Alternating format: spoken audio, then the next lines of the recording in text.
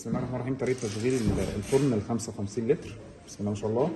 2200 واط، فرن من 4 مفاتيح. نبدأ بأول مفتاح فوق اللي هو زر الحرارة من 100 درجة لعند 250 درجة. تمام. تاني زر الشعل. تمام. في عندي كده المربع أول واحد فوق ده كده أنا هشغل الشمع العلوي فقط، يبقى الجهاز يسخن من فوق بس أو يسوي من فوق. طيب كده هشغل اللي تحت بس. طيب التالتة فوق وتحت مع بعض. تمام. نيجي هنا لتالت زرار. اول حاجه زر الشوايه، طبعا بشغل الشمع فوق او تحت زي ما انا عايز، وبشغل الشوايه كده، الشوايه فقط. تمام. كده الشوايه والمروحه، كده المروحه لوحدها من غير الشوايه. تمام. اخر واحد بيبدا معانا من درجات الحراره من ربع ساعه لعند ساعه ونص، يعني 15 دقيقه لعند 90 دقيقه. يبقى انا اول حاجه بختار كده، معنا لمبه نورت وجوه نور اشتغل. تمام. بالشكل ده كده.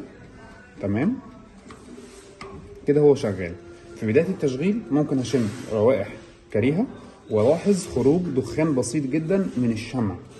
تمام. ده عشان لسه جديد وبيحترق، لكن مع التشغيل يعني انا في الطبيعي في البدايه بسيبه شغال نص ساعه لوحده كده، ما فيش اي مشكله خالص. بيحترق والشمع يحترق والجسم من جوه يحترق، ده امر طبيعي جدا.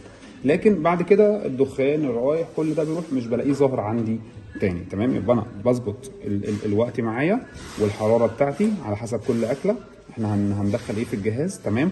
وزي ما قلنا انا بعيد نفس الكلام من تاني. اول واحد فوق هشغل الشمع العلوي بس، كده هشغل الشمع السفلي، كده هشغل فوق وتحت. تمام.